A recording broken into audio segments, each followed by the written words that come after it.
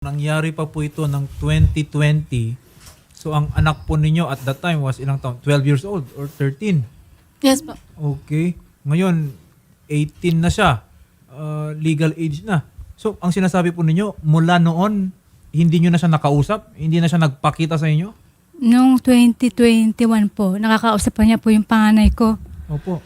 Tapos po nung pinakailaman ko yung cellphone niya, binlock niya rin po yun. Bali hanggang doon na lang po sa 2021. Okay. Opo, Ma'am, ano po yung naisip ninyong rason, ha?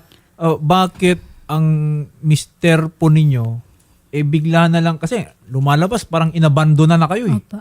Bakit niya gagawin po yun? Kasi po nawalan po siya ng trabaho noong 2020 dahil po nag-lockdown. Wala pong biyayang cruise ship.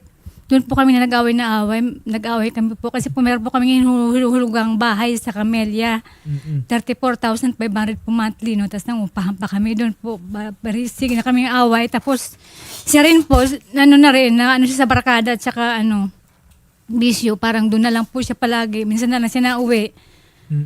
Tapos kung ano yung sinasabi sa akin na masaya daw po siya doon. Buti na daw po, umuwi pa siya, mga ganon. Okay. Tapos, hindi daw po siya, Pero, iiwan niya po ako kasi hindi daw po siya yayaman sa akin. Mga ganon po ang sinasabi niya. Kaya nung lumayas po siya, hinayaan ko na lang po kasi hindi na po maganda yung mga palitan. nababanggit Opo. niya sa inyo. Pero, hindi po kayo officially na nagkahiwalay? Wala po. Wala pong ganun? Wala pong pirmahan. Nagpaalam ba siya sa mga anak niya? Sa kanila po. Ano po sabi sa inyo? Po, may instances po minsan na magpapaalam siya sa amin ng mga kapatid ko. Kunyari po, may nangyari po na nagpapaalam po siya sa akin, pati sa kuya ko po, na alagaan niya po yung mama ko, alagaan niya po kami. Nagbibilin, ganun? Pero uuwi rin po siya. So like parang nagbibilin lang po, pero umuwi din po. Pero nung talagang iiwan na po niya kami, talagang wala po. Talagang umalis na lang po. Talagang umalis lang. Hindi nyo in-expect na nung umalis siya, hindi na rin pala siya babalik. Opo.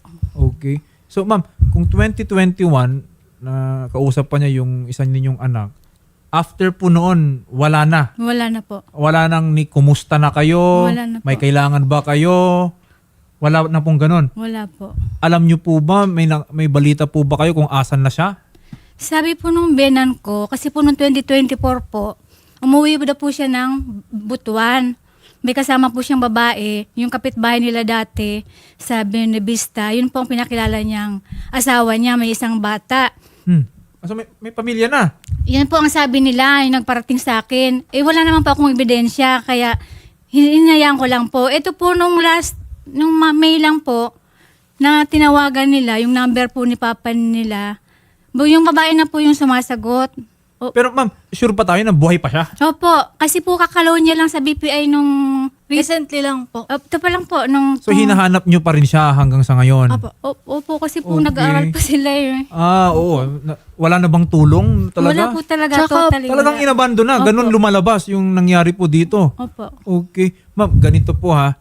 Kasi kung sa records po na official naman yan, kung loan documents po yan, at lalo na kung bangko, ang bangko naman, alam naman ninyo yan, napaka-stricto yan Opo. bago mag-release ng Pera. pera. So, may due diligence na nangyari po dyan. So, malaking katibayan po yan na buhay pa po siya Opo. at may capacity. Kasi kung ang bangko, alam nyo rin naman, hindi naman maglo-loan yan na hindi... Wala po siyang kontrata, hindi po siya bibigyan. Oo, Opo. at walang possibility na mabayaran niya yan. So, Opo. nakita na may capacity. Opo. So, kung ganun po yung meron siya ngayon, dapat tumulong talaga siya sa inyo. So, ma'am, eto po ha, binibigay po namin sa inyo yung platform. Manawagan po kayo sa kanya. Okay? Para lumapit na sa inyo, tawagan kayo, kausapin po yung pamilya po ninyo. Marlon, alam ko nandito ka lang sa Pinas. Magpakita ka na sa mga anak mo. Tumulong ka na rin. May trabaho ka naman eh. Maawa ka sa kanila. Akala mo kasi galit po kasi sa akin. Siguro gumaganti siya sa akin. Akala mo ako lang nahihirapan kaya ayaw mong mabigay. Hindi mo alam, masirap na hirap yung mga anak mo. Gusto ko lang naman sila makatapos sa pag-aaral kasi po yung panganay ko di na nga nakatapos. Nakatapos, nag-asawa na po ng maaga. Yun lang naman ang hinihiling ko sa kanya. Kung ayaw na po niya, Hindi ko naman po siya pinipilit. Tulungan niya lang po ako niya sa mga anak ko kasi gusto ko lang po sila makatapos. Yun lang naman po. May trabaho naman po siya. Nagpunta pa nga po ako sa agency nila nung last year, noong October. Opo. Kaso po, tinago din po siya ng agency nila. Hindi po hindi sinabi po na nag-resign na po ng mga- Pero ma'am, kasal po kayo? Opo. Okay. Hindi, ganito po ma'am, no? Tama po yung panawagan ninyo, no? Kung talagang ayaw na niya sa inyo, sabi naman po ninyo, no? Yung mga obligasyon na lang niya. Opo, huwag niya pong takasan. Batas naman po yung nagbibigay ng ganyang obligasyon. Otherwise, pwede po talaga, no? Legally, nahabulin po ninyo at ng mga anak po ninyo. Ito pong si Marlon, yung asawa po ninyo. At lalo na kung may later kung magkaka-evidensya kayo na may pamilya na pala siya at inabandon na niya yung legal wife and yung legitimate family po niya, malaki po yung kanyang pananagutan. Baka si Aloha may gustong manawagan sa kanyang tatay.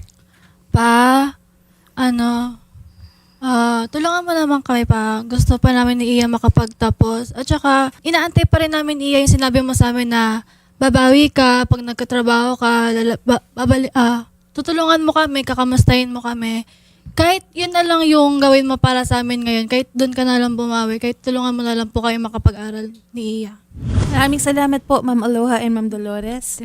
Apo, pag may nag-message po sa amin or may nag-reach out po sa amin si Sir Marlon or may nag-timbre po sa amin ng kanyang kinaroroonan, bibigay po namin sa inyo yung detalye. Apo. Maraming salamat po at magandang hapon po.